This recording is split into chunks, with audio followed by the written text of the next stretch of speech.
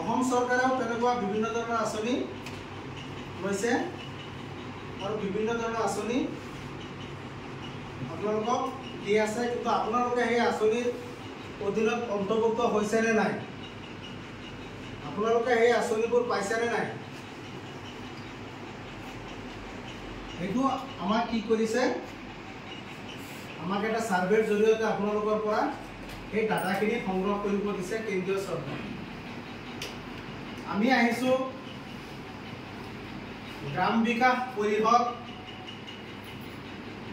এটা স্বেচ্ছাসেৱী অনুষ্ঠান নগাঁও, তাৰ পৰা আমি আহিছোঁ আৰু আমাক এই সাৰ্ভেটো কৰিব দিছে। আপোনালোকৰ গাঁওখনত কিমান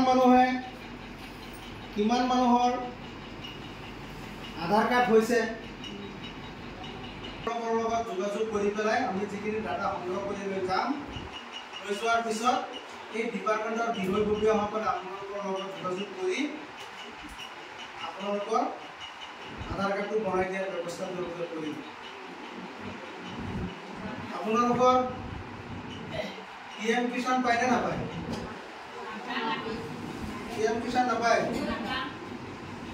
যিসকলে পায় তেওঁলোকৰো ডাটা আমি সংগ্ৰহ কৰি লৈ যাম, যিসকলে নাপায় তেওঁলোকৰো ডাটা আমি সংগ্ৰহ কৰি লৈ যাম।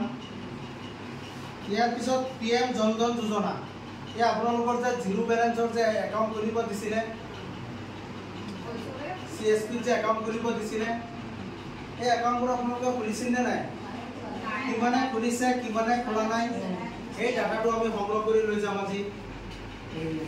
ইয়াৰ পিছত আপোনাৰ আয়ুষ্মান কাৰ্ড যিটো চৰকাৰে দিছে, আপোনালোকে আয়ুষ্মান কাৰ্ডৰ বিষয়ে গম পায়নে, যিটো 5 লাখ টকা পৰ্যন্ত আপোনালোকক বিনামূলীয়া চিকিৎসা তেওঁলোকে প্ৰদান কৰিব। চৰকাৰে 5 লাখ টকা পৰ্যন্ত আপোনালোকৰ যদি কেতিয়াবা কিবা বেমাৰ আজাৰ হয়, তাত 5 লাখ টকা পৰ্যন্ত তেওঁলোকে বিনামূলীয়া